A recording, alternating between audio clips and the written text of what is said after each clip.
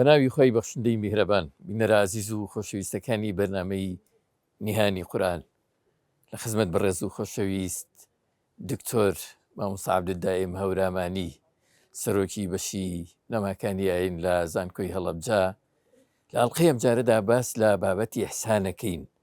بابەتی ئیحسان بابەتێکی زۆر گرنگە، پەیوەندی بە مامەڵەوەمان هەیە لەگەڵ خودای گەورە، لەگەڵ بەندەکانی خوای گەورە، لەگەڵ دروستکراوەکانی خودای گەورە.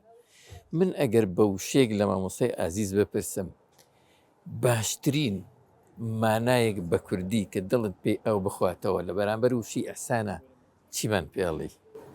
بارك الله فيكم دەستچاتان خۆش بێت. جوانترین وشە لە بەرامبەریە ئەگەر دایبنین لە قاموسی کوردیە ئەبێ بڵێن خودابینی، کە ئەنەما خوددا ئەبینی لە هەموو کار و کردەوەیەک. کەواتە بۆ ئەوەی خودابینی تێبگەین، فێر ببین، چێژی لێوەرگین لەگەڵمان نابن لە بەرنامەی ئەم شەوە. فەرمووە مامۆستا.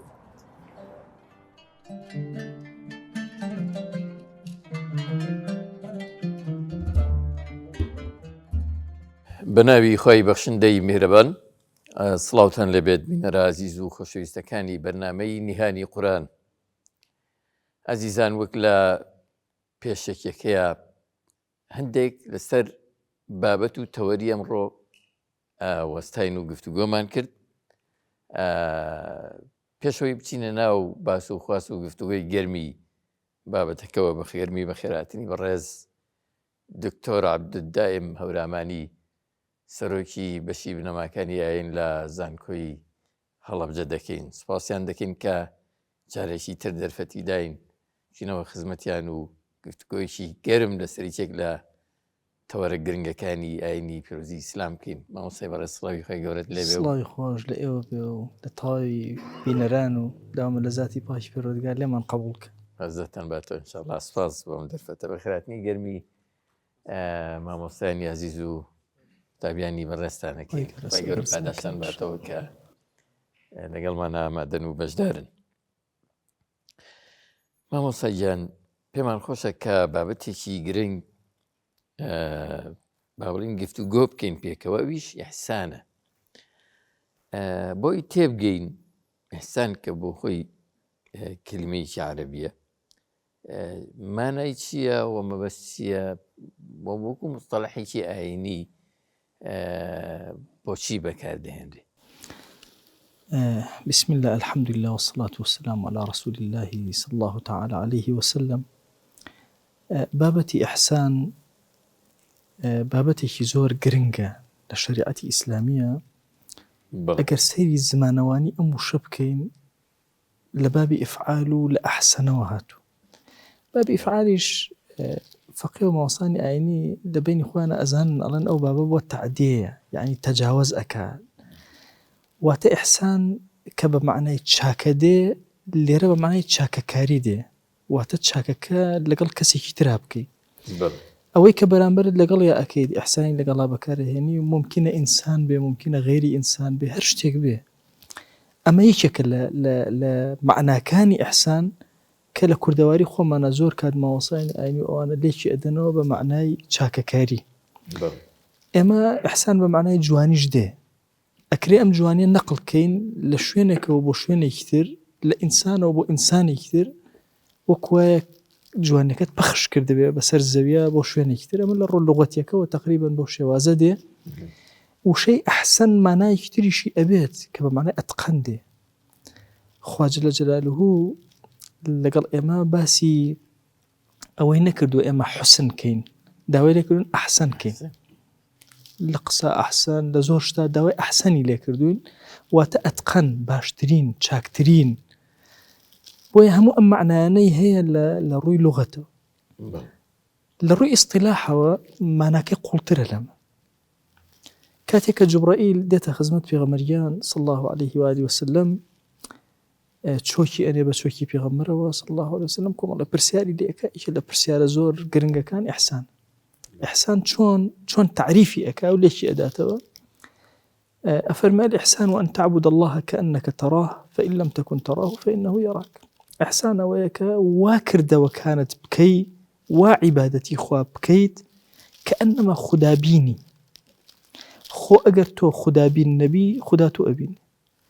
بۆیە من ئەڵێم ئەگەر لە کوردیە لە چاکەکاری دەرچین بۆ ناوی ئەحسان بچین سەر مستەلاحە شەرعیەکە، ئیحسان بە خودابینی لێک بدەینەوە باشترە. تفسیریشی بۆ هەکە بالضبط، يعني كأنما خدا أبيني أبو شوازة ما ملب كي. طبعا إحسان بليه هي موصى عباس إيش لبلكاني أو ندبرزة خود خدا أبيني دانيش تريان أجر تو أو نابيني خدا تو أبيني بليه نزم ترى لو كشوك درككت دركي خدا بيني نية درككت أو كخدا تو أبيني بليه كاتو تخوار ترى بله. جەمال موسا بۆی تێگەیشتێکی دروستمان بۆ ئیحسان لا دروست ببێ، با بڵێن لەکوێوە دەست پێ بکەین، پێویستمان بەچی هەیە بگەینە ئەو پای و پلە و مەقامە و ئێمە لە ئیحسان پلەیەک لە پلەکانی خواناسی. ابن القیم لە مەدارج السالکینە ئەفەرمێ ئیحسان پلەیەکە لە پلەکانی خواناسی، منزلەیەکە لە منزلەکانی ناسینی خوددا و گەیشتن بە خوددا. طبعا هەموو ئەو کتێبە باسی ئیاکە نەعبود و ئیاکە نەستەعینەکە. ئەفەرمێ تەفسیری هەموو کتێبی مەدارج السالکین تەنها لە ئیاکە نەعبود و ئیاکە نەستەعینەیە. جا فەرمێ ئیاکە نەعبود و ئیاکە نەستەعینە کە ئەیهێنیت کۆمەڵە منزلەی هەیە بۆ خواناسی، لە بینی هەر منزلە ئەڵێ هەندێک لە زانا فەرمێ 1000 منزلەیە. باشە 80 ئەوەندە منزلە هێناوە یەکێ لە منزلەکانی خواناسی بریتێ لە ئیحسان، کە ئەگاتە ئینسان ئەوەندە خواناسی ئەکە، ئەوەندە ئەگاتە پلەیەکی وا کە خوددا ئەبینێ. ئێمە تا ئەم منزلە کێشەمان نییە، کێشەمان لە خاڵێک هەیە مامۆستا عەباس، بەعادەتی لەناو میلەتی کورد و لەناو خوتەبا و دوعات و ئەمانە کە باسی ئیحسانەکەین، کە پێغەمبەریان صلی الله عليه وسلم کە پرسیاری کردو جوبرائیل و فەرموویەتی ئەن تعبد الله، ئەلێرە کێشەمان بۆ دروستە بێ کە باسی عیبادەت دەکەن یەکسەر نوێژێتە پێشەوە، ئەڵێن لە نوێژە خودابین بە. ئێمە ئیشی ئیحسان لەمە گەورەترە، ئەبێت لە بازاڕە خودابین بی، لە ئەعلامە خودابین بی، لە ناو ماڵەوە خودابین بی. بابەتی ئیحسان بابەتێکی زۆر گەورەیە. مامۆستا با من پرسیارێ بکەم بۆی ئەو خەڵکی کە ئەو بینەرانی کە ئێمە ئەبینم بێنە ناو مەوزوعەکەەوە باشتر. ئێمە لە بابەتی قسەکردن لەسەر ئیحسانە موزوعێک گەورەژێنیەوەی کە خودابین بین، لە کاتێکە هەمومان یەقینمان هەیە کە ناتوانین خوددا ببینین. لێرەوە بۆچی ئەم بابەتە بەستراوەتەوە بەوەی کە تۆوە مامەڵە بکەی وا پرستش بکەی کە ناما خوددا دەبینی؟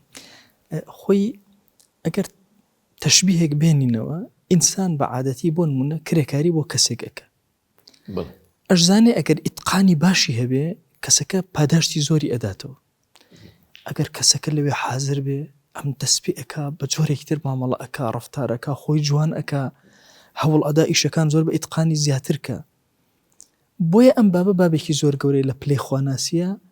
ئینسان کاتێککە عەبدایەتی ئەکات و ئەزانێ پاداش لەسەر ئەم عەبدایەتیە وەرەگرێ، ئەگەر بگاتە ئەو پلەی کە ڕۆحی دڵی حەز بەوە بکە کە لە حوزوری خوایە وەستاوە و خوددا لێ وجودی هەیە و حوزوری هەیە، مامەڵەکەی زۆر تونتر و ڕەکتر و پاکتر ئەبێ.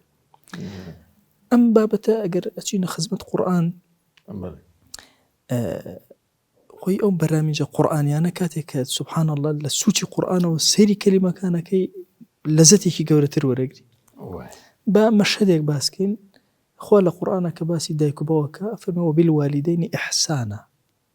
ئەگەر ئەم ئیحسانە بە ڕۆ لوغەویەکە لێک بدەمەوە، ئەڵم چاکەکاری بکە لەگەڵ دایک و باوکتە. ئەگەر بە ڕۆ ئیسلاحیەکە و خودابینیەکە لێکی بدەمەوە، یعنی وا مامەڵەکە لەگەڵ دایک و باوکتە کە ئەنەما خوددا حوزوری هەیە لەوێ، ئاوا فەرمانەکەی جێبەجێکە، ئاوا چاک بە لەگەڵیان. ئەو بابەتی خودابینیە کە مەسەن لەگەڵ دایک و باوکە مامەڵە ئەەکەی، بڕواکەی ئینسان هەر خۆی شەرم لە دایک و باوکی ئەەکە، دەباشە فەرمانێکی خوات بۆ هاتبێ و تۆ لە حوزوری دایک و باوکە وەستابی و خوا جەلەجە بە عەزەمەتی خۆی لەوێ حوزورێ بێ، ئەی چۆن ئەم مامەڵەیەکی زۆر بە بەهێزتر و جوانتر هیچ مەجالێ پلەیەکی بەرز بینی بۆ ئیحسان. طبعا یعنی پلەیەکی ئەوەندە بەرز ئەبێ مامۆستا عەباس ئەم کەسە لەزەت ئەکا. خۆی ئێمە لە عیبادەتەیەکی لە کێشەکانمان لەزەت ناکەین لە عیبادات، زۆر کات غافڵین کە لە پلەی غەفڵەت دەرچووی وردە بەرەو پلەی ئیحسانە بێ بڕۆی. ئیحسانەکەش ئەوەیە لەو عیبادەتی کە جێبەجێ ئەەکەی یەکێک لە عیبادەتەکان مەسەڵەن عیبادەتی خۆ هەر نوێژ نییە، هەر ڕۆژوو نییە. مەسەڵەن ئەسەر ڕۆژوو مەسەڵەن سڕێکە لە بینی خۆمان و خوا کەس نازانێت. ئەمانەتێکی زۆر ئیحسان زۆر جوان دەرەکەوێت. بۆ لەو کاتە هیچ کەس ئاگای لێ نیێت تۆ دەم بۆ ئەو نابێت، چونکە ئەزانی خوددا وجودی هەیە لەوێ حازرە ئاوێک خواردنێک شتێک ئەبەدەن نزیکی ناکەی. دەستنوێژەگری لەو کاتە توانێت تێر ئاویش بخۆیتەوە. ئێمە مناڵ جاربەر ئاویشمانە خواردەوە ماسابەس ئەمە شکان کەس پێی نەزانین. باشە دوایش ئێوارە ئاهاتین ئەمان وەڵا بە ڕۆژوین. بەڵام کە لە مەسەری ئیحساناتە پێشەوەی تر کە تێگەیشتی لە خوددا جارێک کەندێک تەڵەبە پرسیاری ئەوان لەکرد بە زانکۆ وتی مامۆستا ئێمە بۆ موسڵمانێکی ڕاستین لەبەر ئەوەی لە دایک و باوکەوە فێر بوون. وتم نا ئەم قسەیە غەڵەتە. ئێمە ڕاستە سەرەتا دایک و باوک خوددایان بە ئێمە ناسی، بەڵام ئێستا هەموو چرکەیە خوددا دەبین، هەموو لەحزەیەک خوا ناسی ئەکەین، هەموو لەحزەیەک لەگەڵ ئەوان. ئەمە مەسەلەن با بڵێن یەکێکە لە بابەکان لە بابی حتا مەسەلەی جیابوونەوە لە ئافرەت، یعنی ئەو تەسریحم بئیحسان. طبعا ئێستا لە کوردەواری ئێمە یەک کێشەی زۆر گەورەمان هەیە، ژن و مێرد کە لە یەک جیابنەوە دان لە یەک جی ڕەکەنەوە لە کاتێکە ئەو پەیامێکی ئیسلامی نییە، پەیامی شریعەت چۆنە ئەو ژن و مێردە لە یەک جیابنەوە ئەو تەسریحم بئیحسان کە ئەنەما خوددا جل جلاله بە عەزەمەتی خۆی و گەورەی خۆی لەوێ حەزوریە چۆن مامەڵە ئەەکەی، چەند بە ئاداب لەگەڵ یەکترا جیابیتەوە، چەند بە ئیحسان و چاکە. مامۆستا لەمەوە تێگەی بابەتی ئیحسان تەنها مامەڵە نییە لەگەڵ خوایە، بەڵکو پۆلێن کراوە بۆ بەشەکانی تری مامەڵەیە لەگەڵ ئینسانیەت مامەڵەیە. بارەکەڵڵا ئەمە ئەو قسە زۆر تەواو. ئیحسان بەشێکی لەگەڵ خودای خۆمە بینی خۆم ئەوە بەشێکی لەگەڵ مرۆڤەکانەیە کە باسەکەم، بەڵام بە حضوری خوا. طبعاً ئێمە لە بازاڕە کاتێک کە مامەڵە ئەکەین زۆر کات ئەو حەدیسە زۆر سەرنجم ڕائکێشە رجل قلبه معلق بالمساجد. ئینسانەکە بوو لە مزگەوتان نییە بەس دڵی وابەستەی مزگەوتە لەناو بازار لە هەر کایەکی ژیانە کارەکە، بەڵام دڵی خوا ناسانەیە. بۆیە ئەکرێ ئەولیاکانی خوا نەزەری خۆمان گەورەکەین، نەڵێن تەنها لە مزگەوتان، زۆرێک وەلی خوامان هەیە لەناو بازاڕایە لە کایەکانی ژیانایە. لەمە تەجاوزی کردووە لە بابەتی شریعەتە. کارەکە لە من دەرچووە مرۆڤ لەگەڵ مرۆڤە خودابینیکە، نا مرۆڤ لەگەڵ ئاژەڵەکانە. ئەفەرمێ ئیذا قتلتم فأحسنوا القتلة فأحسنوا القتلة وإذا ذبحتم فأحسنوا الذبح. کە تۆ ئاژەڵێک سرە بڕی ئاوا سەر چاکەکاری لەگەڵا بکە، چ چاکەکاریەک بەمانایەکی وە کە ئەنەما خوددا ئەبین. ئەمە پلەیەکی زۆر بەرزی خواناسی. بۆی ئینسان کە ئەگاتە هەندێک پلە ماسەعباز لە باسی خواناسیە لەزەتێکی زۆر گەورە ئەکە. یعنی تۆ وەرە حیوانێکە سەر ئەبڕم ئەلەو کاتە ئەوەندە دڵم لای خۆی خۆمە کە ئەنەما خوددا لەوە چەند ئەبێن نرم و حەلیم و حەکیم بم لەگەڵیە لەوەش زیاتر. یعنی تخوا داوای لە چی لە من کردووە؟ داوای ئەوەی لە من کردووە کە یەقول التي هي أحسن، ئەبێ ئەحسن ترین کەلیمە بڵێ. یعنی من لەناو وشەکانمە ئینسان وشەدانی هەیە، وشەدان ئەبێ بگەڕێت جوانترینەکانیان هەڵبژێت، بەکاری بێنەوە بەرامبەرەکانی، بەکاری بێنەوە دەوروبەری. کە ئەڵێن ئەحسن بەکاربێنە ئەچینەوە بە بابی ئەحسانەکە. یعنی هەر لەفزێ لە زمانە یەتە دەرەوە وا تەسەوڕکە کە خوددا وجودی هەیە. هەر بۆ خۆی تێگەیشتن لەوەی کە ئەمە خودابینیە بەبێ ئەوەی پێت بڵێن یەکسەر لە ئیرادی ئینسان دەسەباب و ئەحسن، دەسەباب و ئەحسن و ئەتقن. بارەکە ئەتقن هەموو جارێک ئەڵێم بەشێکە لە ئەحسن. یعنی کرێکارێک مەسەلەن دێ شیش ئەبەسێ، شیشی مسلح مەسەلەن پێی وتراوە 20 سانتیم، با بینی مەسەلەن شیشێ بێ لەگەڵ شیشێکی ترا ئەڵقەی لە ئەڵقەیەکی ترا قەیدێ لەگەڵ قەیدێکی ترا کە ئەیبەستی. ئەگەر هاتوو زۆر بتون و تۆڵی و نەیهێژ میلێ تەجاوزکە و ڕێک و پێک بەستی ئەوانە خۆ ئەمە ئیتقانی کردووە، بەڵام ئیحسانیشی کردووە. چونکە لە ئیحسانە هەمیشە بەرهەمەکەی بریتێ لە ئیتقان. بۆیە ئیمانداران زۆر کات تووشی گرفتی ئالۆز بن لە خوددا نەبینیە. بۆچی تووشی ئینسان ڕیا ئەبێ؟ بۆچی تووشی عجب ئەبێت؟ ئەوە هۆکاری غەفڵەتەکەیەتی. طبعا فەزلی خوا زۆرە بەسەرمانە و مرۆڤەکان بە یەک پێوەر ناپێورێن ماسەعباس. یعنی یەک مرۆڤ ذاتی مرۆڤێک ئەهێنی لە هەندێک صفاتە ڕێک خوددا بینە.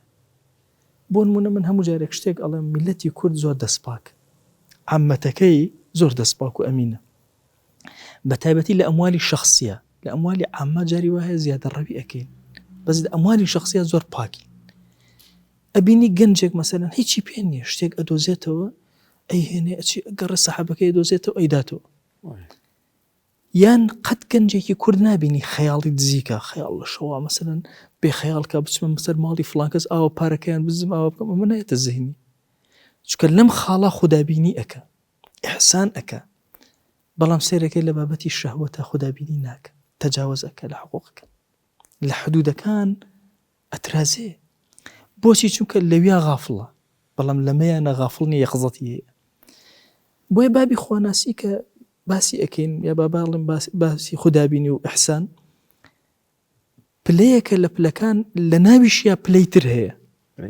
بۆیە ئیبن قەیم ئەفەرمێ پلەکانی خواناسی هەر پلەیە هەتاوەکو پلەیەکی تر کۆمەڵی خاڵ لە بینە وەکو کە ئەنەما بە قادرما سەرکەوت چەندین قادرمە لە بینە هەیە ممکنە هەموو ئەوانەی کە ئیحسانەکەن پێکەوە وەکو یەک نەبن ئیحسانی خودابینی کەسێکیان زۆرترە لە کەسێکی تریان ئەمەیان لە چەندین بوارەوە کۆنتترۆڵی کرد ئەویان لە یەک بوارەوە توانێت کۆنتترۆڵی کرد بۆیە ئەوش پلەکان زۆر گەورن جاری وای ئینسان سبحان الله خوای گەورە موفقی ئەکا چۆن لە ڕۆژووە دائیمە ئاگای لە خوایە و زۆر هوشیارانە مامەڵەکە لە ناو بازاڕە ئەوە مامەڵەکە مەوەسامە هیدایەتی خواییە هەدیەکە لە خوایەوە هەڵیە بژێرێ ئەو کەسەکە ئەیگەێنێتە ئەو مەقامە یان بە سلوک و جودی ئینسانەکەی سلوک و ڕیاضەیە هەموو پلەکانی خواناسی ئینسان بە ڕیاضە دەستگیری ئەبێ جوهدکە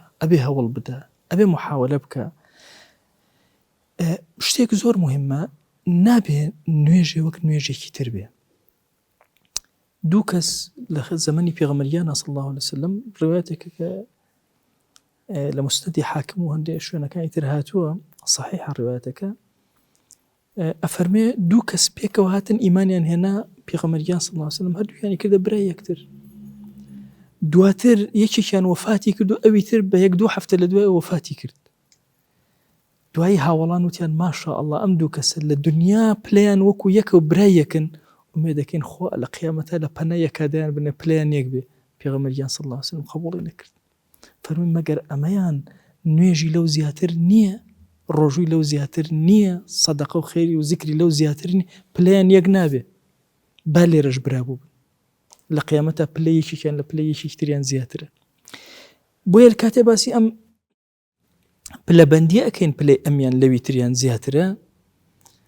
کەوابوو ئێمە نوێژێ بۆ نوێژێکی تر فەرقەکەین نوێژێکی بۆ نوێژێکی تر ئەبێ خودابینتر بین بەداخەوە ئێمە لە زەمانێکین نوێژێ بۆ نوێژێتر غافڵتر ئەبین ئەمە هەموو جارێ ئەڵێن ممکنە ئینسان لە ناو مزگەوتا بێ بەڵام لە مزگەوتا نەبێ قلبه معلق مثلا بكسبه مثلا بعمله بشغله بەڵام ئەکرێ لە ناو شغلەکە بێ قلبه معلق بالمسجد بۆیە کاتێک ئەم باسە خواناسیانە ئەەکەین نۆس عباس ئینسان شەرمێکی زۆر گەورە ئەیگرێت لە حەزوری خوایە لە چەندین بابەتە ئێمە غەفڵەتێکی زۆر گەورەمان بووە مامۆستاگەر یەکێک کردەوەکانی هەم بەرامبەر بەخوا هەم بەرامبەر بە خەڵکی خوا بوونەوەرەکانی خوا با بڵێین بەم پێوەرە نەبوو بە پێوەری ئیحسان نەبوو باتڵن یان چی لەمە دوو قسەیان هەیە لەسەر ئەوە طبعا ئێمە هەر کەسێک تاعەتێک ئەکات یا با بڵێن دوو کەس ئەگەر پێکەوە تاعەتێکیان کرد وەکو یەک ئەجریان ئەجر وەرناگرن ممکنە هەیان بێت تەنها فەرزەکەی لە کۆڵکەوت بێ لە فەرمایشتێکا پێغەمبەریان صلی الله علیه و آله وسلم فەرمێ کەسی وا هەیە بە ڕۆژوو ئەبێت تەنها و تەنها برسێتەکەی بۆ ئەمێنێتەوە یعنی چی ئەجری وەرە بەڵام ئایا لە ڕووی فقهی ئیسلامی و ڕۆژەکەی لەسەر لاچوو بەڵێ لاچوو بەڵام ئەجری دەست نەکەوە پێی بەرز نەبووە خۆی لە بابی خواناسیە مامۆستا عەباس ئێمە سەیری ئەوە ناکەین عەمەلەکەی دروست بوو یا دروست نەبوو پلەکەی چەندێک گەورە بوو لە دنیاش ئەو هەیە ئەسە من بمەوێت کەسابەت کەم لەکوێ قازانجی زیاتر کەوە چ بۆ ئێوێ لەم خواناسیەشە هەمان چەشن تۆ لە کام جۆری عیبادەتە زۆر ئەجر دەستەکەوێت چی بۆ ئێوێ ئەمە یەکێکە لە ئەجر زۆر گەورەکان کە ئینسان وەرەگری مامۆستا طبعاً ئێوە نییە طبعاً ئەوە پاداشتێکی بچووکی کە خوا ئەداتەوە چێژت دەدات دەدات ئەوە بەشە بچووکەکەیەتی بەسە گەورەی بەشە گەورەکەی لە قیامەت بچووکی شەهر زۆر گەورە طبعاً ئینسان لە حیاتیە چێژی لە دینداری بینی زۆر ینی بەهرەمەندێکی زۆر گەورەیە نازانێ ئەم چێژە چۆن و چۆن نییە. ئێمە لە بابەتی سوبحان الله چێژی خۆناسیە ئەفەرموون دیراسەی تازە باسی ئەوە ئەکا ئەگەر داری سێوێک بێنی هیچ سێوێ لە سێوێکی تر ناچێت چۆن مناڵی دایکێک وەکو یەک نین ئەویش وەکو یەک نین ئێمە لای چاوی ئێمە وەکو یەک ئەگەن لە حقیقەتە وەکو یەک نین حتا ئەفەرموون تامیشیان وەکو یەک نین بەس لە زمانی ئێمە لە دەمی ئێمە ئەوهان ڕەمەزان با زۆر باسی سێوشن نەکەین. مامۆستا من بۆی زیاتر بچینە لای بابەتە جانبەر ڕۆحیەکەەوە لە بابەتی ئیحسانە با پرسیاری ڕوانینی سۆفیا لەم بابەتەیە بێنمە ئاراوە لە بابەتی ئیحسانە ئەوان چۆن لە بابەتی ئیحسان ئەڕوانن چ جیاوازی و جیاوازیان چیە لە تێڕوانینەکەیان لەگەڵ تقریبا تێڕوانینەکەیان لەگەڵ ئەهلی سوننا یەکشتە لەو مۆزوعە چونکە هەموو ئەهلی سوننا ئەوان بابەتی دڵنایەن نا هەموو ئەهلی سوننا لە بابەتی ئیحسانە متفقین چونکە دەقی لەسەرە خۆی ئەگەر دەقی لەسەر نەبووە بە زمانە سادەکە بڵێن ئەم تعبیرەی ئەن تعبود الله كأنك تراه ڕێک تعبیرێکی سۆفیانەیە بەڵام چونکە دەقا هەموو ئەهلی سوننا لەسەری وەستا و تەوەقوفی کردو قبوڵیەتی بابەتی ئەمەی کە خوددا ببینین ئێمە ئەزانین هەمومان ینی خوددا خۆ ئەو بە چاوی سەر نابینرێ ئەمە باسەکە لە چییە ڕۆحی ئەم کەسە ئەمەندە بە خەبەرە دڵی ئەمەندە زیندووە کە ئەنەما دڵەکەی لە مەقامی خۆیان وەستاوە بۆیە لە نوێژە مەسەلەن ئێمە باسیەوەکەین ئەڵێن معراجی کرد پێغەمبەریان صلی الله علیه وسلم نوێژی بۆ هاتە بۆیە زۆر کات نمونە بە نوێژ ئەهێنرێتەوە چونکە معراجی دڵ لەوەیە لێوە دەرکەکە ئەکرێ بەڵام ئەبێ ئیلا ئەو مۆزوعە گەورەتر بکرێ بۆ هەموو کایەکانی ژیان ئینسان لەگەڵ ماڵ و مناڵیات چۆنە خۆی ئینسان لە حەقیقەتە بڵێن یەکەم جار بڵێن لەگەڵ خۆیان چۆنە کە ئەڵێن لەگەڵ خۆیان چۆنە ئینسان لە کۆمەڵی هەڵە و لە کۆمەڵە جوانی پێکاتوە ئایا زوڵم لە نەفسی خۆی ئەکا ئایا زوڵم لە خێزانەکەی ئەکا ئایا زوڵم لە دەوروبەر و مجتەمع و ئەوانە ئەکا لە خواناسیە کە ئەڵێن پلەبەندی هەیە و پلەیەک لە پلەکان ئیحسانان یعنی ئیحسان ئەمانەیە بە زمانێکی تر بە بینەران و ئەوانە بڵێنەوە ئیحسان پەلی کوتاوە بۆ هەموو سوچەکانی ژیانت خودابینیت تەنها لە میحرابێکە دەست ناکەوێت خودابینیت ئەبێت لە هەموو کارێکە ئیمامی غەزالی قسەیەکی زۆر عەزیمە ئەفەرمێ ئەگەر بەخشید یەکسەر مەبەخش من ئەمەوێ ببەخشم بەخشندەیەکەم ئایا یەکسەر دەستەکەم بە گیرفانمەوە ئەبەخشم ئەفەرمێ بەخش بوەستە سیرکە بزانە ئایا بۆچی ئەبەخشی ئایا دڵت یەکلا بۆتەوە لەبەر خاتری خوایە ئایا ئەم شتێک کە ئەیبەخشی زۆر پاکە تاهیرە چونکە ئەگەر خوددا وجودی هەبێ مەسەلەن لە ڕۆحی من و لە دڵی منە لەم کاتە جوانترین و چاکترین ماڵەکەی خۆم ئەبەخشم بە باشترین ڕۆحەوە ئەیبەخشم هیچ منەتێک و هیچ فیز و تەکەبور هیچ کەماڵی تەواوی جوانێتی تیابێ حزوری دڵ لەم پرۆسەیە وردەکاری زیاتری هەیە ینی مەبەستمەوەی بابەتێک گرنگتر هەکە هەستیارتر هەکە حزوری دڵ لەگەڵ ئەوەی کە چێژ ئەدا ئیتقان ئەبەخشێ ئەم دوانە پێکەوە ئەبەخشێ شتێکی تر ئەبەخشێ شتەکەی تر ئەوەیە پلەبەندی دڵت ڕێک ئەکاتەوە کە ئەم زۆر پێگرنگە ئێمە هەومان عیبادەتەکەین نازانین لە چ پلەیەکی خوا ناسیین ئەمە یەکێک لە گرفتە گەورەکان جاری وا هەیە لە پلەی غافڵین بە خۆمان نەزانیوە جاری وا هەیە لە یەقظەتین هەر بە خۆمان نەزانیوە جاری وا هەیە پلەکەمان گەورەترە گەیشتە ئیحسان بە خۆمان نەزانیوە بۆیە لە کوێی ژیانە ئینسان ئەم چێژە ئەم لەزەتە جاری وایە کەسێک ئەبینی مەسەلەن شەو درنگانێک هەڵ ئەسێتەوە کۆمەڵی بڕیارات دەرەکە مەسەلەن ئەوە دوورکە نوێژی کرد کەس نەیزانی ئەم پلەیەکی ئەحسانی زۆر گەورەیە بەڵام زۆر بە جوانی کردی لە حوزوری خۆیە بڕیاریدا ئەبێ ئەم بەخشندەیە بکەم بڕیاریدا ئەبێ ئەوە بکەم سەردانی فڵان نەخۆش بکەم هەموو ئەمە یعنی من ئەم فەرمایشتە زۆر سەرنجم ڕاکێش یعنی لە قیامەتە خوا بە یەکێک لە عەبدەکان ئەڵێت باشە من نەخۆشکەوتم نهاتی بۆ لام خودایە تۆ چۆن نەخۆشەکەوی ئاخر عەبدەکەم نەخۆشکەوت و تۆ بۆچی نهاتی کە ئەنەما ئیحسان ئەەکەی کە ئەڕۆی خوددا ئەبینی لای ئەم نەخۆش ئەمە مەفهومی ئیحسانەکەی کە ئەمانە بیگەێنی وایە پێت بڵێ بە ئیحسانەوە بە ئیحسانەوە بالضبط ئەوە ئەگەێنێ. مەسەلەن نەخۆشێک تۆ چووی بۆ لای هەژارێک کە تۆ ئەچی بەسەری ئەەکەیتەوە ئەزانی ئەم هەژارە چەند جار دەسی بێت خوای ئەو شتم پێ عەتاکە کە تۆ ئەچی ئەڕۆی کە ئەنەما حوزورێکی ئیلاهی گەورە هەیە ئەمە جێبەجێەکەی. دۆستێک لە دۆستەکان من تەشریفی چوو بۆ ئەفریقیا ئەوی چوومە مزگەوتێک و شوێنێک پیاوێکی پیرهات و لە شوێنێکی زۆر دوور ئاویان ڕائکێشا ئەڵێ زۆر پاڕایە وتی بەشکم بیرێک لێ بدەن بۆ ئەم مزگەوتە. ئەوی منش لەو کاتا هەندێک محاوراتم کرد ئەوی بیرەکە و بە قسمەتی موسڵمانێک لە هەولێر کە بیرەکەیان بۆ لێ بدە. ئەوی کە بیرەکە لێ درا ئەم پیاوە پیرە ڕیسپی هات ویستی دەستم ماچکە. ئەوی منی زۆر شەرمەزار بووم دەستیم زیارەت کرد و ئەوانە وتی ڕۆڵە من 6 ساڵی ڕێکە دوعاکەم داواکەم خۆیەکێ بنە لە بیرێ لێرە لێ بدە. ئێستا کە تۆ هاتووی ئەم بیر لێ ئەدێ زۆر گەورەیە بەلای منەوە.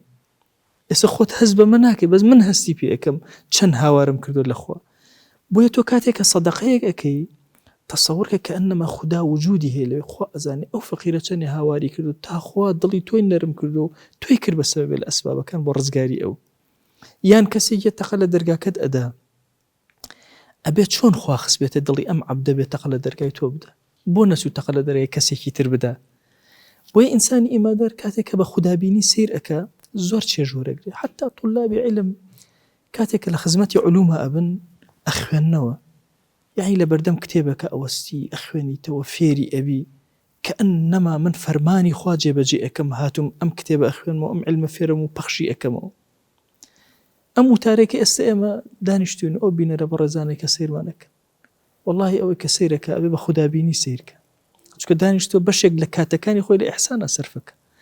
ئێمەش بە هەمان چەشن ئەبێ وها مامەڵەکەین و کەلیماتانێ بێتە سەر زمانمان کە خوددا بە عەزەمەتی خۆی لێرە حوزوری هەیە. اینجا لەزەت ئەەکەین اینجا چێژ ئەەکەین اینجا ئەتوانین ئیتقانێکی جوانمان هەبێ لە کارەکەمان. پیرۆزی کە چ پەیوەندیشی بەم بابەتەی ئێمە وایە کە فەرمێ الذين يستمعون القول فيتبعون أحسنه.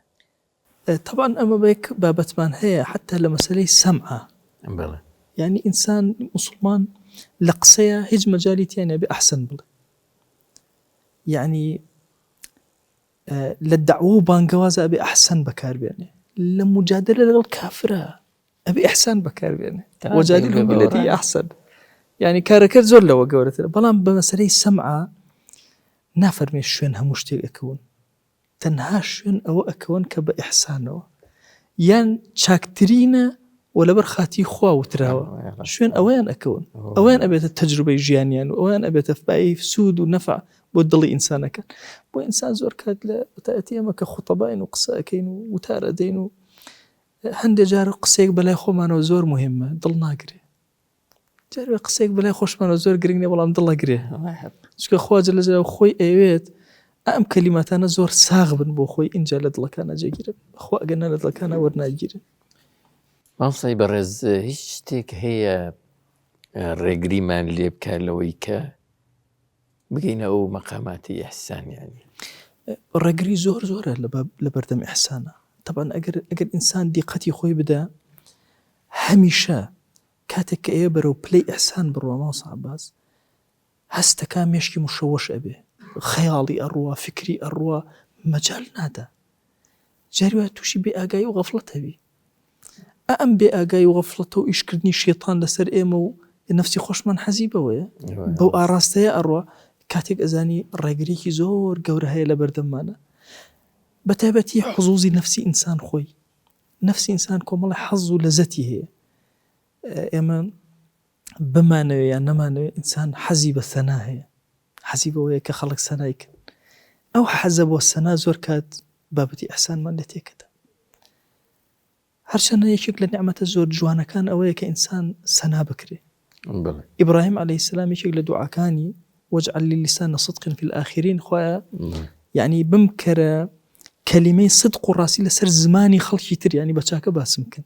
ئەوە یەکێک لە نیعمەتە ئێمە زۆر کات یعنی ئەبێ زۆر سوپاسی خواکەین لەسەر ئەوەی کە خەڵک بە باشە باسمانەکە بە چاکە عیبەکانمان نابێن بۆ حوزوزی نەفس وهاکە ئیحسان تێکەدا. لە پەنای ئیحسانە ڕیا هەیە بەحاڵ لە ئیحسان چوویتە دەرەوە لە دوو خاڵە خۆتە بینیتەوە یانە لە غافلینی یان لە ڕیا بازانی. ئەمە یەک کێشەی زۆر گەورەمان هەیە هەموو جارێک ئەڵێم ئەمڕۆ کارمان لە ڕیا تەجاوزی کردو بۆ غەفڵەت یعنی جاران خەڵک مەسەلەن نوێژی ئەکرد ئێستا خەڵک سەرویس خەڵک ئاگای لە خۆی نیە نوێژەکە یعنی لە ڕیابازیەوە چوونە بابێکی ترەوە کە بابی غەفڵەتەکە کە خەتەرترینی بابەکانە بۆیە ئەگەر من پێم بڵێن ئەرێ ڕیاباز باشترە یا غافڵ ئەڵێم ڕیاباز باشترە چونکە ڕیاباز ئاگای لە نوێژەکەی هەیە ئەزانێن نوێژەکە و چاوەیەکیش بۆ دەوروبەری ئەکا بەڵام غافڵ هەر ئاگای لە نوێژەکەی نییە ئەوە نمونەیەکی خۆشت بۆ باسکەم جارێک جەماعەتی مرور منیان ڕاگرت سیارەکە وتیان ماوەسە یاوتە لە ئیشارە وتم ئیشارە چییە وتیان وەڵای گوڵۆپی سوور بوو وتم وەڵای من ئیشارەکە هەر نەبینی جا دوایی هاتمە بۆ خێزان و مناڵم تەجاوزی کە هەر نەبینی هەر نەبینی وتم وەڵای غەفڵەت ئاوایە بالضەبط ئاوایە یعنی هەر شتەکە نابینی کوێرە بی بۆیە ئەو کەسەی غافڵە کوێرە ڕیاباز هوشیارە یعنی ئەزانێ نوێژەکە بەڵام غافڵ سبحان الله ناشزانێ نوێژەکە ئەمە فەقێمان هەبوون سەرەتای فەقێتی بوو ئیتر ئەموو کڵاو بکەنە سەرتان جامانە بکەنە سەرتان لە منتیقەی هەڵەبجە محوەری ئەمە فەقێ نەما بوو تەمامیز دروستی کەینەوە یەکێک لە فەقەکان بۆی گێڕامەوە ئەی ماوەسا کە کڵاومان کردە سەرمە هاتیتم بزگەوتەی و ئاوا ئەچین بەڕێوە وامەزانی هەموو عالەم سیرمانەکە ئەو نوێژی ڕێکمانە کرد ئەسمان کەس ئاگای لە ئێمە نییە هەر خۆمانین وا ئەزانین کە خەڵک سیرمانەکە دوایی کە بەڕاستی ئەم مەشەدە بێنە پێشایی خۆت والله ئێستا خەڵک ئاگای لە نوێژەکەی خۆی نییە چ جای ئاگای لە نوێژی تۆ بێت تا ڕێای بۆ بکەی هەر ئاگای لە تۆژ نییە بۆیە بابەتی ئیحسان بابەتێکە عوائقی زۆرە لە بەردەم زۆر جاری وایە هەرچی ئەەکەی ئیحسان لە مەسەلەیەکە دروست نابێت ئەبێت جەنگکەی مجاهدەکەی نیەت زوزوو بێنیتەوە یەکێک لە سیڕەکانی تکراری الله ئەکبەر چییە لە ناو نوێژە عولەما ئەفەرمون تۆ یەکەم جار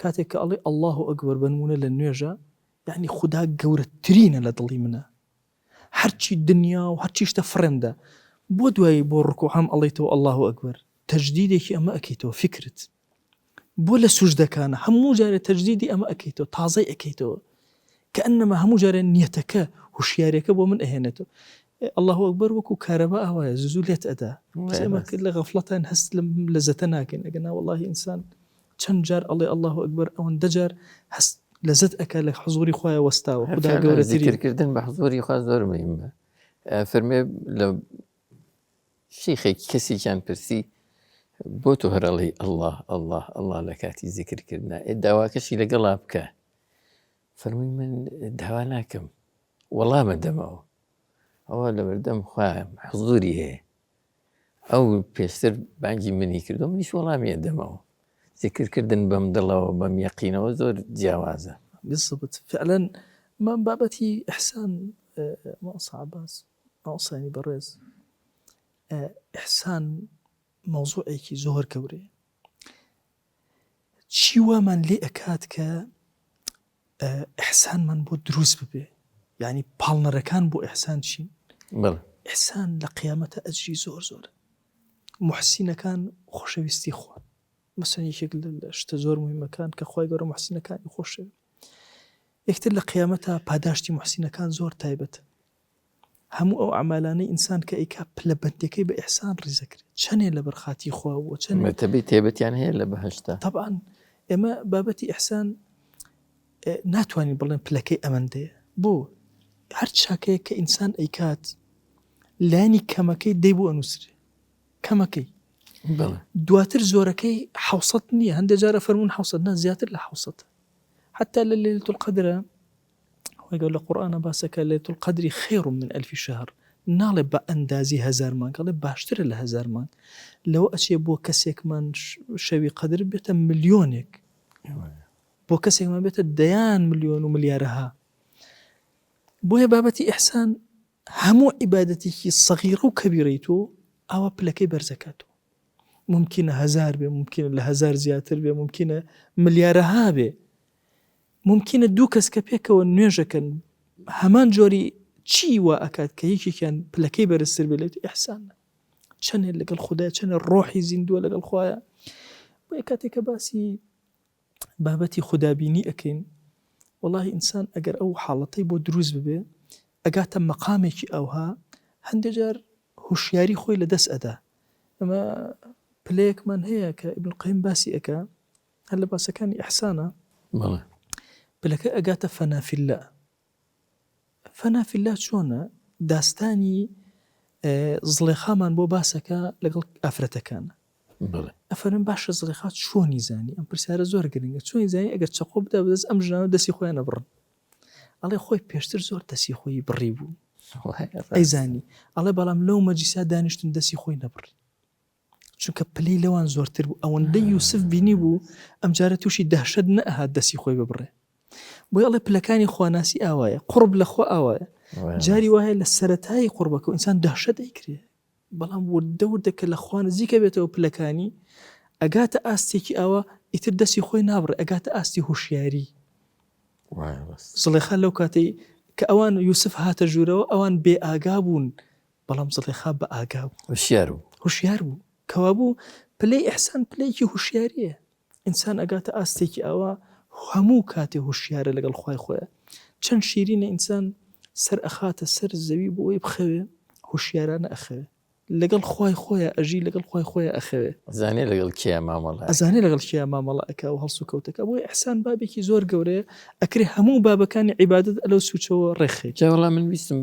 لە کۆتایی گفتوگەکەی من و جەنابتا ئەوە بپرسم ینی ئامانج و هەدەفی کۆتایی ئەم بابەتە چییە بۆچی ینی ئێمە ئاوابی هەندێکیت باس کرد و هەندێکی تریشمان پێ ئێمە بۆچی مەسەلەن ئێمە بۆچی خواناسی ئەەکەین تەبەن مامۆستا سەعیدی نورسی قسەیەکیە لە باسی بەهەشتە ئەفەرمێ بەهەشت پلەبەندی ئینسانەکان لە بەهەشتا بە شوێنەکانیان نییە بە ذاتی خۆیان بڵێ ئەم قسە زۆر عەزیمە و زۆریش بڕێکیش غەریبە لەناو ئوممەتە ئەفەرمێت لەبەرەوەی لە بەهەشتا ئینسانەکان کەس هەز بە کەمی خۆی نەکە پلەبەندیەکانیان بە مرۆڤەکانە لێرە چەندێ خواناز بوو بێ لەوێ ئەوەندە پلە و مەقامی بەرزە درست يعني پێغەمبەری خوا صلی الله عليه وسلم کاتێک باسی معاذ کوڕی جەبەلەکە ئەفەرمێ معاذ کوڕی جەبەل كان بين يدي العلماء برتوة کاتی علەما صف ئەبەستن لە حضوری خوایە هەموو ئەوەستن بە ئەندازی کەسێک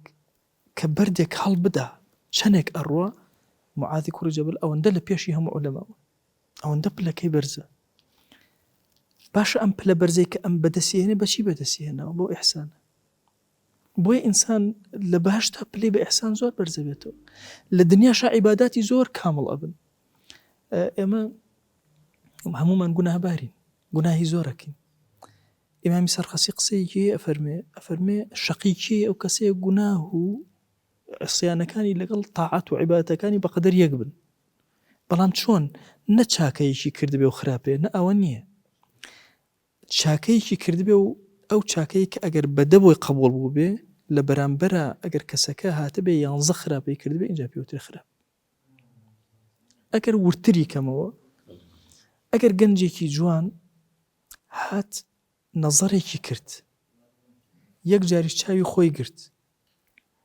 ئەم کەسە ناڵێن هاوتایە ئەڵێن ئەم کەسەی کە لە صالحین بۆ چونکە ئەو یەکەی کە چاوی گرتووە لانی کەمەکەی بەدە خەڵ بۆی نووسراوە ئەی ئەگەر ئیحسانی هەبێ بە ملیۆنەها بۆی بنووسرێکی چەند پلەکەی بەرزە چەند گەورەترە ئەو کاتە ناڵێن لە یەکا دەگوناهی کرد ئەڵێن لە ملیارێکە دەنگکە گوناهی کرد بۆیە ئەم پلەیەکی زۆر گەورەیە ماسا باس کە باسی لە دنیا پلەی کەسەکە گەورەیە تەبەن ویلایەت هەندێک شتەیە لە دنیاە پلەکەی دیاری نەکراوە وی هەموو کەس جەنگی بۆ بکە یەکێک لەوانەیە کە پلەکەی دیاری نەکرا ویلایەتە ئەوەیە کە ئینسان بێتە وەلیخوا بوون بە وەلیخوا پلەکەی دیاری نەکراوە چەندێکە چەند ئەڕوا زۆر ئەڕوا هەندێک جار بۆیە جاری وە هەیە مەسەلەن وەلیەکان لەگەڵ یەکترا کە کاتێ مامەڵەیان کردووە ماڵێکی زۆر جوانیان کردو عولەمای کۆن بۆ بە ئەدەب بوون لەگەڵ یەکترا چونکە یەکتریان وەکو وەلی سیر کردووە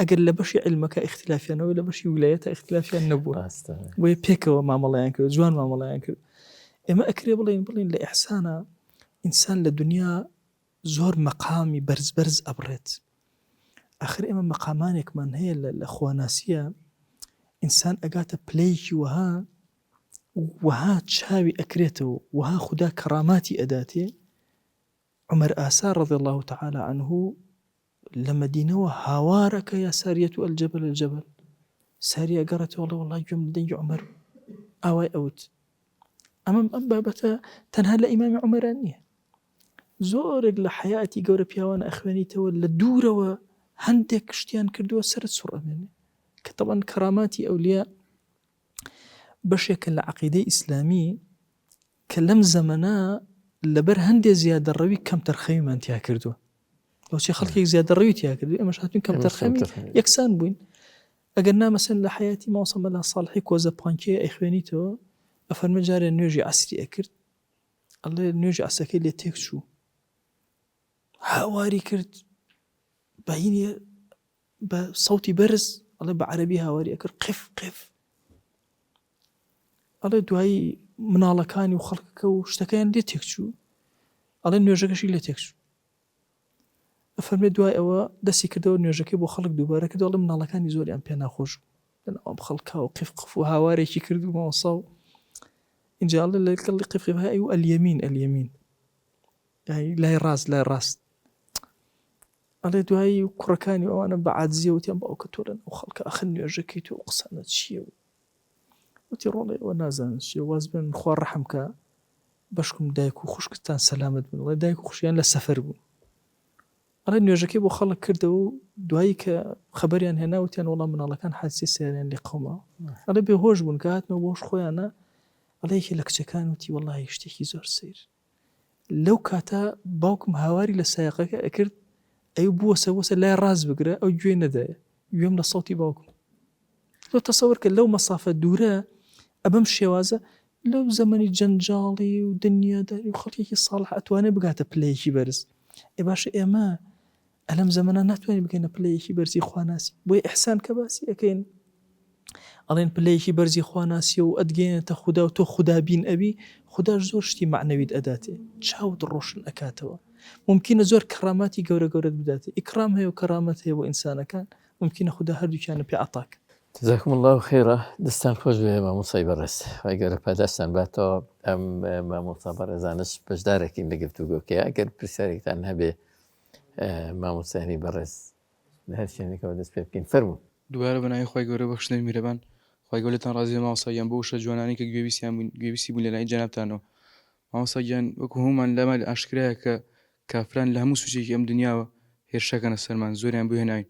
منیش دەمەوێت بڵێم ئایا ئیحسان تا چەند پێویستە لەگەڵ کافرانە، پێویستە یان نە، یاخود ئەگەر پێویستە تا چ سنوورێک تا چ حەدێک؟ بارەکە الله فیک. ئێمە موسڵمان زۆر مەردە، موسڵمان خەڵکێکی نامرد نەبووە بە درێژەی مێژووی ئومەتی ئیسلامی. لە مەیدانی جەنگا کە بەرامبەر بە کافر وەستاوە، ئیحسان بریتیە لە جەنگەکەی کە چەند جوان ئەیکا و چەند ئازایان و دلێرانەیەک. بە مجەڕەدی ئەوەی کە کافر زەلیل بوو یان ئەسیر بوو، ئیتر ئیحسانێکی تر دەست پێک. بۆیە ئەبینی لە بابی وەقفی ئیسلامیە وەقفێکمان هەیە بۆ ئازادکردنی کافرەکان. موسڵمانان ئەچن پارەی خۆیان دائەنێن، و ئەگەر کافرێک پارەی نەبوو دەوڵەتی ئیسلامی قەرایدا بە پارە ئازاد بکرێ، ئیش پارەکەی بۆ ئەدەن بۆی ئازاد ببێ. ئیحسان کە دەست پێ ئەکا لەگەڵ کافرە. من جارێک لە بەرنامەیەکە مامۆستا شەماڵ لەگەڵ کەسێکی هاواری مامۆستا باز گفتوگۆمانە کرد، یەکێکیان وتی مامۆستا ئێستا تۆ حەزەکەی ئەم برە دراوسێتەوە؟ وتم نا وەڵڵا حەز ناکەم. ئاخر وتیان بۆ حەز ناکەی؟ وتم ئاخر ئەگەر دراوسێم بێت ناتوانم، ئیسلام ئەمرێکی وهای پێ کردوم ئەبێ زۆر چاکەکاری لەگەڵ ئەم پیاوە بکەم، بۆ خۆ ئەو چاکەکارێک گەورەی ئیسلام پێ ناکە، بۆ حەز ناکەم دراوسێم نەتوانم بیکەم، ترسم نەتوانم گوناهبار بم لەوەی کە ئەم دراوسێم. بۆیە ئیحسان لەگەڵ کافرە زۆر بە گەورەی لە فیقی ئیسلامی باس کرا، و حتا ئەگەر کافرێک بمرێ مەسەن لە دەوڵەتی موسڵمانانە، موسڵمانان چی بووەکەن؟ ئیمامی نەووی لە ڕەوضەیە باسی کردووە، ئەفەرمێ ئەگەر چی شۆردن و کفنکردن ئەم دوانە، طبعاً ئەوە لەسەرمان واجبە بیشارینەوە، شۆردن و کفنکردن هیچ سوودێ بە کافر ناگەین، بە موسڵمان سوودەکەگەن. ئەڵێ بەڵام وا چاکە موسڵمانان لە بابی ئیحسانە ئەوەی بۆ جێبەجێ بکەن، بینەما هیچ ئیسفادێکی تەنها نوێژی لەسەر ناکرێ. اینجا فەرمی هەندێک لە عولەمای مەزهەب توانە بۆ تەلیینی دڵی خزمەکانی، بۆ ڕێز لە خزمەکانی ئەم ئیحسانە جوانە بکە لەگەڵ. بۆیە کافر لە دەوڵەتی موسڵمانانە ئارامترین کاتەکانی وە. یعنی ئێستا تۆ دیقەت بدە لە ناو دەوڵەتی موسڵمانانە بۆچی یەهود مایەوە تا ئەم ئەخیران، بۆچی نەسارا مایەوە؟ بۆچی بابلیەکانمانەوە مەسەن بتپەرستیش بوون بۆ ئەگەر پەرستەکانمانەوە چکە حقوقەکانیان پارێزە ئیحسانیان لەگەڵا ئەکرا چاکیان لەگەڵا ئەو بابێکی گەورەیە بەس ئەو سوچێکی بچووکی بابەت دەستان خۆش بێ مامۆسای بەڕێز فەرمووە مامۆساگیان. خی گەورە میهرەبان لە مۆزۆی ئیحسانە طبعا ئێمە ئیحسانەکەین چاکەکەین خودابینی ئەەکەین لە ئەنجامدانی نوێژەکانمان بەخشینی زەکاتەکانمان چاکەکردنە لەگەڵ دایک و باوکە و مامەڵەکانمان لە بازار و لە شوێنە گشتەکاندا.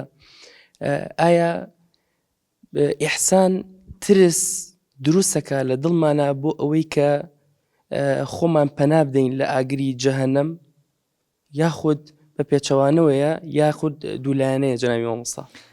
ئێمە سەرەتای خواناسی کە دەست پێ ئەەکەین ترس و ڕەغبەت ترسی جەهەنەم لەگەڵ ڕەغبەت بۆ بەهەشت زۆر پاڵنەرێکی گەورەیە بەس دوای ئەم پاڵنەرە نامێن کە ئینسان گەیشتە مەرتەبەی ئەوەی خودای بینی خودای ناسی ڕوتبەکە شەوقێکی تری هەیە. هەموو جارێ ئەڵێم شەوق بۆ لیقای خوا زۆر گەورەتر لە بەهشت و جەهەنەمیش. ئەوانە هەمووی نیعمەتی جوان کە خوا پێمان عەتاءەکە لە سەرەتای خواناسی و ئینسان زۆر لەزەت لەو ئاەتانە ئەکە کە باسی جەنە و نارەکەن بەڵام لە قۆناغێکترا لە باسی خواناسیە دەسەڵاتی خوا و قودرەتی خوددا و ئەمانە لەزەتی ئەدەنێ و چێژی ئەدەنێ. بۆیە بابی ئیحسان لە بابی جەنە و نار تەجاوزی کردووە. ئەو کەسێک کە ئەگاتە پلەی ئیحسان لە ترس نەجاتی بووە لەوە دەرچووە کە مەسەلە ئەگەر مەسەلەن باسی ناو جەهەنەم بکرێ ئەو خەمی ناو جەهەنەمەکە سووتانی خۆی نییە خەمی تووڕەیی خوایەتی کە باسی بەهشت ئەکرێ لە ناو بەهشتان نیعمەتەکان سێر ناکە گەورەترین نیعمەت سێرەکە کە ڕێڵوانی خۆی. کەواتە بڵین چێژی عیبادەت ئەوەی کە وەریەگرین لەو عیبادەتانی کە ئەنجامیەدەین لە بەرئەنجامی خودابینیەوەیە لە بەرئەنجامی خودابینیەوە بالضبط کە خودابینیەکە پلەکەی زۆر بەرزترە. خۆ ئێمە لەزەت ئەکەین کە لە باسی جەنە و ناریشە لەزەت ئەکەین لەزەتێکی معنەوی ئەکەین لەزەتی مادی ئەکەین بەڵام ئەگەر بە هەر کەسێ پرسی بڵێ گەورەترین نیعمەتی ناو بەهشت چییە ئەڵێ ڕضوانی خوایە لەو گەورەتر چییە بینینی خوایە کەوابوو اشتیاق بۆ بینینی خوا چۆن لێرە عیبادەتم بۆ کردووە بە خودابینی اشتیاقی ناو بەهشتم گەورەترین نیعمەتە بۆیە بەهشتم لەبەر بەهشت ناوێت لەبەر خودابینی ئەمەوێت. بەلای خۆی بەخشندە و میهرەبان دەستەکانی مامۆستا خۆش بێ بۆشە جوانانەی پێشکەشی کردین. پرسیاری من ئاڕاستەی جەنابی مامۆستا لە خزمەتیە ئەوەیە کاریگەری ئیحسان تا چەندێکە لە ئارامی و یەکگرتووی کۆمەڵگادا؟ بارك الله فيك. طبعا ئەگەر بابی ئیحسان بینە ئاراوە بەڕاستی کۆمەڵگایەکی زۆر نمونەیمان بۆ دروستە بێ. ئەگەر ئێمە ئیحسان کەین باوشێک بە ئیحسانەوە لەگەڵ مناڵی مامەڵەکە مناڵەکەش بە ئیحسانەوە لەگەڵ باوکی مامەڵەکە ئەزانی چ جەماڵ و جوانێک لەناو کۆمەڵگا بڵاو ئەبێتەوە چەند نەرمی و ئارامی لەناو کۆمەڵگا بڵاو ئەبێتەوە چۆن لەگەڵ یەکترە مامەڵەیەکی تەندروست ئەەکەین بەشی حقد و نەفس و حەسادەت و هەمووی لە ناخی ئینسانە چێتە دەرەوە. ینی بابەتەکە لەم دوو کەسە چێتە دەرەوە و هەرمۆنیکی هەیە بۆ سەر کەسی سێهەم و چوارەم کۆمەڵ. طبعا باخۆی بابەتی ئیحسان بە عادەتی یعنی تعدیە لە سەرەتاوە عەرزم کردن کە تەجاوزە بۆ ئینسانەکان بەڵام ئینسانەکان مامەڵەکەیان ئەوەندە بەرز ئەبێ نەک ئاسایشێکی مادی بۆ ئینسانەکان فراهمێن ئاسایشێکی معنەوی بۆ ئینسانەکان فراهمێن. بسم الله الرحمن الرحیم وبه نستعین. پرسیارەکەم خزمەت جەنابی مامۆستا ئەوەیە ئایا گەورەی خوا لە پێش ئەوە نییە کە ئینسان هەست بکە بە بینینی خواواتە ئینسان هەتا گەورەی خوای نەبێ لەوانەیە هەز بە بینینی خوش بکە بەڵام هەتا خوای لای تەعزیم بۆ گەورە نەبێ لەوانەیە نەتوانێت پلەی ئیحسانی تیا جێبەجێ بێ. وردە بارك الله فيك. ئێمە یەکەم هەنگاو لە عەبدایەتی ئینسانەکانە لە خوداناسیەوە دەست پێ ئەەکەن. ئێمە وەختی خۆی لە تەوحیدەکانە ئەیانوت تەوحید بە معنای یەکتاپەرستی نا تەوحید بە معنای یەکتاپەرستی یعنی بە معنای خوا بە یەک زانینە خوا بە یەک ئەزانی. معنای خواناسی لە باسی تەوحیدیش گەورەترە چکە بۆ بابەتەکەسەوە باسی وجودی خوا. علەمای ئەهلی کەلام هەمیشە کە باسی خودایان کردووە یەکەمین صفەت کە باسییان کردو وجودی خوا بوو چکە هەتا خودا نەناسم هەتا نەزانم چییە لە ئەسما و صفاتی تێنە فکرم من ناکەمە پلەی خودا ناسی ئەمە پلەی خوددا بینی واتە سەرەتا ئەبێ خوددا ناسی هەبێ اینجا بە پلەی خوددا بینیە بگەم ئەگەنا من ئەگەر خوددام نەناسی بێ قەت ناتوانم هەز بەوە بکەم خوددا بین بۆ بیبینی پێشم گرنگ نییە بیبینی. پێشم گرنگ نییە بەڵام کاتێک کە خوددام ناسی بە عەزەمەتەوە بۆ گەورەیە و مەسەلەن لە ڕزقما سیرەکەم لە مەسەلەن نیعامەکانە سیرەکەم بەسەر خۆمەوە هەمووی خودای تیا ئەبینم. خۆی ئیبن القەییم قسەیەکی هەیە زۆر عەزیمە ئەفەرمێ فەرقی مسلمان و کافر چییە؟ ئەڵێ الكافر ينظر إلى النعم والمؤمن ينظر إلى المنعم. باشا كافر نعمتەکان ئەبینێ بەس ئیماندار منعیم ئەو کەسێک کە نعمەتەکەی بەخشی و ئەیبینێ. زۆر جوانە بۆیە کە خوددا ناسی خوددا بینیشت بۆ دروست. جزاك الله خيرا دەست فەرموو مامۆستاگیان. بسم الله الرحمن الرحیم بەناوی خۆی گەورە و میهرەبان سوپاسی کەناڵەکەتان نەکەین سوپاسی مامۆستاکەین جەنابی مامۆستا سپاس. وەکو مامۆستا جەنابی مامۆستا فەرمووی احسیسان بەخشندەیی یعنی با بڵێن بەخشندەی لە دینی ئیسلامە گرنگێکی زۆری پێدراوە لە بابی دراوسێتیە بەرامبەر دراوسێ موسڵمان بێ یا کافر. مامۆستا بەخشندەیە با بڵێن احسیسان لە بابی دراوسێتیە بەرامبەر کافری یا موسڵمانێ فەرقی چییە؟ فەرقی ئەکوێ دەبێن لە دینی ئیسلامە؟ ئەمە لە ئیحسان جۆرمان هەیە طبعاً جۆرێک لە جۆرەکانی ئیحسان بریتە لە بەخشندەی لەناو ئەو جۆرەشە تەقسیماتێکی زۆر گەورە واسع هەیە لە با بڵێن ئاینی پیرۆزی ئیسلامە. ئەم تەقسیماتە گەورە هەمووی ئەگرێتەوە لە هەندێشتا تۆ ناتوانانی بەس موسڵمان بەشداری پێەکەی لە چاکەکاریەکانە بنمونە مەسەلەن ئەو شتانەی کە لەسرم فەرزە بۆنمە زەکات کە لەسرم فەرزە بیدەم بە کافر لەسرم لا ناچێ سەرفیتر لەسرم فەرزە بیدەم بە کافر لەسرم لا ناچێ بەڵام سەدەقە وەها نییە بۆ نمونە ئوضحیە با بڵێن قوربانیکردن پێغەمبەریان صلی الله علیه وسلم کە قوربانی ئەکرێ زوو ئەفەرمێ ئەوە هەدەیتە لجارینە اليهودی گرنگی بەوە ئەدا ئایا بەشی دراوسێ یەهودیەکەتدا لەوەیانە یەهودیەکە مشارەکە پێ ئەکە. بۆیە عولەما فەرمانە لە بابی سەدەقاتە بە گشتی خەڵکەکە بە عام موسڵمان و غێرە موسڵمان ئینسان سەدەقەی لەگەڵاکە. زۆر کات لە بابی ئەسیرەکە کە باسم کرد ئەسیرەکە کافرە کەچی تۆ ئیحسان و سەدەقە لەگەڵی ئەکەی چاکەکاری لەگەڵا ئەکەی. بابی چاکەکاری بە معنا بەخشندەیەکەی لە فەرزەکانە تەنها ئیماندار ئەکرێتەوە لە غێری فەرزەکانە کافریش ئەکرێتەوە. ممکن ئەگەر مەوەقفمان هەبێ بۆ ئازادکردنی ئەسیری کافران ئەسیرێکی موسڵمان ناگرێتەوە لە ئەسیری کافر ئەگرێتەوە. بۆیە هەندێک لە چاکەکان تەنها کافر ئەگرێتەوە هەندێک شە. اینجا بابەتی مەسەلەی کوفر و ئیمان مەوزوعێکی قوڵە. ئێمە جاری وهەیە باوکێک کافرە مناڵەکە واجبە لەسەری ئەبێ لە دنیای ئیحسان لەگەڵیا بکە. ئەکەڵێن ئیحسان لەگەڵیا بکە یعنی بەخشندەی لەگەڵا بکە ڕێزی لێ بگرێ ئەوەی کە واجبە بۆ باوکێکی موسڵمان بکەم بۆ ئەویش یەکەم بە هەمان چەشن تەنها جیاوازەکە لە نێوان ئەوە لە ڕووی عەقیدەوە پێچەوانە یەکترین ئەگەنە لە بابەکانی ترەوەکو یەک. جزاك الله خير. دی دەستان پۆر بگیان. مامۆستای بەڕێز گفتگۆیەکی باشمان کرد هەرچەند زۆر بوردەکاری تر هەیە لە بابەتی ئیحسان و خودابینیە بەڵام ئیکتیفا بە کاتی بەرنامەکە کۆتایی بە گفتوگۆکەمان هێنین. من دووبارە سپاسی جەنابتان دەکەم بەڕێز دکتۆر عەبدولدائیم هەورامانی سەرۆکی بەشی بنەماکانی ئاین لە زانکۆی هەڵەبجەمان دوومان کردن. سپاس بۆ ماوەنداریتان بۆ کاتەکەتان بۆ قسە شیرینەکانتان خی گەورە پاداشتان باتەوە ئینشاءڵڵا بێتە مای خێر و پاداشتێکی گەورەش بۆ بینەرە عەزیزەکان. سپاسی ئەم مامۆستا بەڕێزانە دەکەم کە هاوکاریان کردیم. سپاس بە خاوەنی ئەم زگەوتە جوانەش کە هاوکاری کردین دەستیان خۆش بێ سپاسیان دەکەین. سپاس بۆ هاوکارانم کە زۆر ماندوو بوون لەگەڵمان تیمەکەی کاگارام بە ئیحسان کارەکەیان کرد خی گەورە پاداشیان ماتەوە ئینشاءڵڵا هەروایە.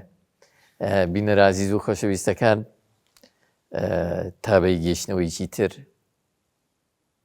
لە بەرنامە و ئەڵقەکانی نیهانی قورئان بەخوای گەورەتان ئەسپێرین. والسلام عەلەیکم وەڕەحمەتوڵڵاهی وەبەرەکاتوه.